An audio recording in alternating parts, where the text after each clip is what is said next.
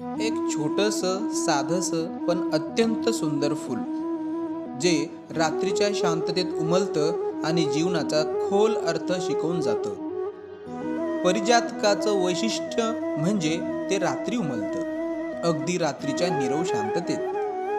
जणू ते आपल्याला सांगतं, जीवनात कितीही अंधार असला तरी पुन्हा नव्याने उमलायला कधीच थांबू नको. परिजातक अल्पायुषी असतं, ते शिकवून जातं आयुष्यातला प्रत्येक क्षणाचा आनंद घ्यावा, कारण प्रत्येक गोष्ट शाश्वत नसते.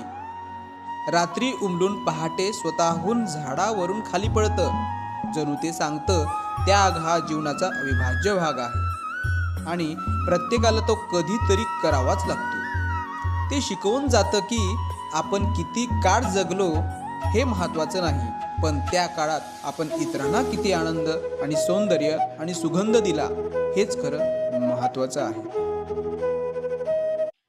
एक छोटंसं साधंसं पण अत्यंत सुंदर फूल जे रात्रीच्या शांततेत उमलतं आणि जीवनाचा खोल अर्थ शिकवून जातं.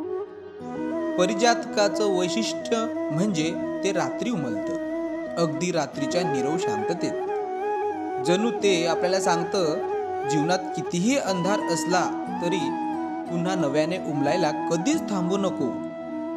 परिजातक अल्पायुषी असतं, ते शिकवून जातं आयुष्यातला प्रत्येक क्षणाचा आनंद घ्यावा, कारण प्रत्येक गोष्ट शाश्वत नसते.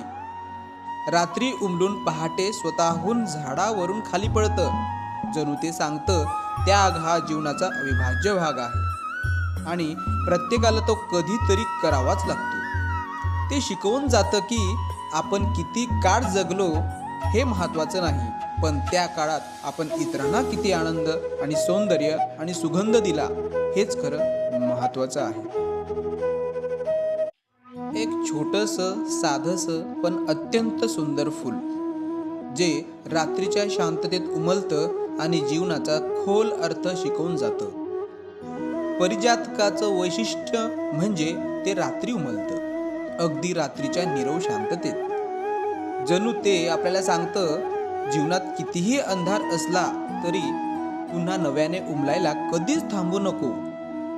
परिजातक अल्पायुषी असतं, ते शिकवून जातं आयुष्यातला प्रत्येक क्षणाचा आनंद घ्यावा, कारण प्रत्येक गोष्ट शाश्वत नसते.